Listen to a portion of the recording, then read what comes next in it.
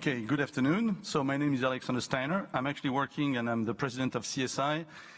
We're a French company doing hosting mainly and a little bit of old school in some ways. The interesting thing is that we've been in the cloud for quite a few years, and I've been in the cloud in two other companies before. And today what is going to be probably interesting to have in mind is that I will talk about the global technologies, but the business still very much being local. So local business and global technologies is probably something that is interesting to have in mind. Actually, one of the reasons I'm actually working on local business is that I've been traveling over 100 flights a year for 17 years. I'm actually only 30 years old. Just kidding, of course, but actually that's one of the reasons I'm now focusing on local business. I've been really tired of traveling. No, more seriously, I think it's really interesting to have in mind that there are some technology trends that are really global, but there's still a lot of things that do happen on a local to local basis. And I can actually remember in 2013, some of you may have been there was actually a meeting in Berlin called Cloud for Europe. And in that meeting, there were some big plans to invest, I think if the number is still right, about 5 billion euros into a large cloud infrastructure over Europe. Thank God it has not been done. So a few years after, in 2015, there was the first RFP for the European Commission to use cloud.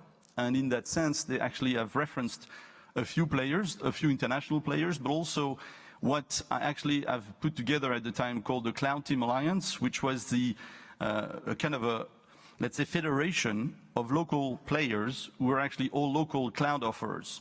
And the idea was very much that, thanks to what Dominique was mentioning before, the CEO of Proximus, that there was that need to show interoperability between the different infrastructure. And the fact that the Cloud Team Alliance was actually selected by the European Commission was an interesting fact to see that against the global player, a group of local to local players can actually show something international and completely interoperable, which was quite of an interesting achievement to just be referenced as a start.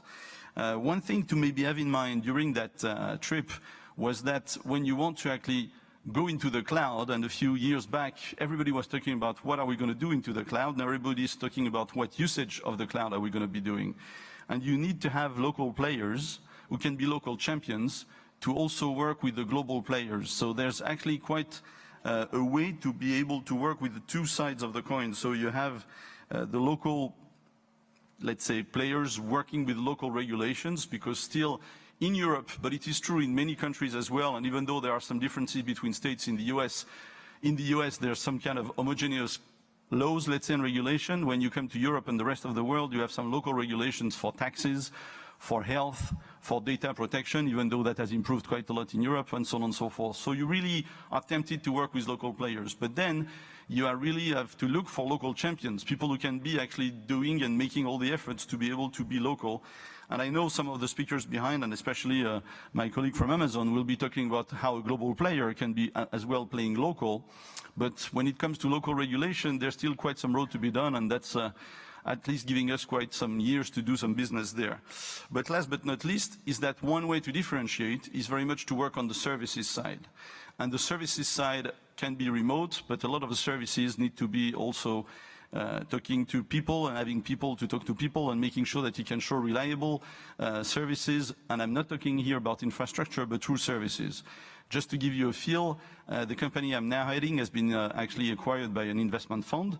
And the idea is to actually make more acquisitions as well as organic growth to grow into a world where our profitability is quite strong in having a very, I would say, services-oriented way of dealing with infrastructure. So we sell services, infrastructure services, and nothing else. So what could be also interesting to have in mind is that you have to keep in mind that the companies that have been actually from the very start, starting companies, which can actually grow from one day to the other and use a completely cloud infrastructure. So they can rely on the cloud infrastructure because they don't have any legacy. They can rely on a cloud infrastructure 100% because most of their business is online business. So for them, when they start, and for a new company, whether it's a startup or after they grow, that makes a lot of sense. For a company that has legacy, they need to be able to have a mix of local and infrastructure and physical infrastructure, but also the cloud side. So the hybridation is really where you need to be able to play, and in the hybridation side, the services is absolutely key. So again, it shows that there's actually still a market that is split, and I'm talking B2B here, in 3 different groups. The new companies that can be relying 100% on the cloud, the companies that have already engaged into their transformation to become more digital, and that's a lot of the large groups, which are now relying for some of their services, whether it is actually business related or infrastructure related or even production related, can be actually cloud-based, and the ones that are still into a legacy mode, and it's still quite a lot of company. So in that range, there's still a lot of room to actually make business locally, to be able to have services from the infrastructure, but able to actually use global technologies. So right now, for those companies, I would just like to switch a little bit topic, and come back to one of the discussions of this morning when we talked a little bit about digital democracy. And I was actually interested to hear that no one took up exactly the challenge of giving it a definition. So I'm not going to give it a definition, but I just want to bring up one thing. What is new in digital democracy, as it is new in most of the other businesses, and what it can bring is disintermediation. Why? Because it's open to everyone.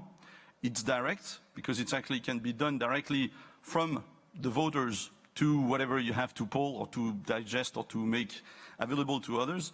And 3, it can be real time. So it's all about disintermediation, like most of the other businesses. It's just another industry between quotes. So that's just a kind of a reminder of this morning, where I was a little bit surprised that no one picked up those kind of topics. Now, this morning I was also amazed because I was listening to a lot of good messages, but at the same time I was actually thinking to myself that I didn't hear about any real new technology. And actually there's really probably not new technology since the past 5, 6, maybe 7 years when the cloud came up really. But what has been really new and evolving is usage. So the usage of technology has very much evolved, but the technologies themselves, I don't think, or I haven't seen one, that I probably have missed a few, that have made it as big as what the cloud has done. So that's interesting to have in mind. And there was a big discussion about the workplace this morning, and I was in 2007 head of marketing for a company called Jetronics, and at the time I've launched something that was called Future Ready Workspace. And we had big discussions at the time with the Gartner Group to say, why did we talk about workspace instead of workplace? And I was a little bit disappointed to see this morning that we still talk about workplace when there's still, and especially when we talk about digital, having to put in front of everybody a digital workspace so that you can actually work from anywhere.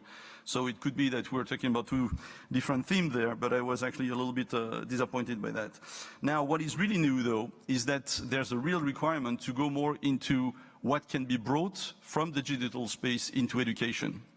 And when we talk about education, the one thing that I really talk about, and what I mean, and that's going to be something that Matt is going to be, I'm sure, talking about one way or the other, is how to actually interpret data. And the whole education about data coming from the digital space is really something that needs to be evolving a lot. And in terms of what should be actually messaging or let's say, kept to be tuned to something new is probably in the education side of those data. And actually that's one of the keys there, and the data scientists, as you all know, have a lot of work to do in front of them, and there's a lot of business opportunities for them, or job opportunities, and that's probably the one key thing that came out of this morning. Now, when we talk about the panel that just took place, there was quite a lot of topics that were a little bit newer, I would say, in terms of technologies. But if you would ask me what are the top 3, I would say, technologies coming up that are very important to the technology world. One is anything that has to do with storage. So of course, capacity of storage for data. But what I talk about, when I talk about storage, I also talk about power storage. So storage as a theme, overall, data and power, is something that has to show some new and evolving technologies that should be quite interesting to watch. The second one has been mentioned, but it's about artificial intelligence. Artificial intelligence into everything. So it's not just that we know how to do machine learning, it's not that we know that there's something that can be evolving on itself and that we can rely on a virtual assistant to do that or the other thing. It's just that artificial intelligence is becoming invasive and everywhere. So that's another theme that should be coming up more. And the third one that we've talked a little bit but just touched upon in mentioning Pokemon Go, but it's actually a bit wider than that, is augmented reality. in augmented reality, a lot of the things that were actually discussed this morning or this afternoon are going to be coming to everyone. So we talked about the famous, or now famous, Rolls-Royce engines for planes. Well, with augmented reality, you can almost fix it remotely and so on and so forth. So anyway, those three topics are to me the three really big themes that are going to be making new technologies quite interesting. Number one is storage. Let's focus on data for now. Number two is very much the artificial intelligence. And number three is augmented reality. And the last thing I would mention on those three, and it's probably a way to come back to what Dominique was saying also, is that it could be three domains for technology in which regulation can be quite important in the speed and in the way it's going to develop, so that we make sure that we don't actually create too much of a mess into our society. So with that, I will hand over to the next speaker. Thank you.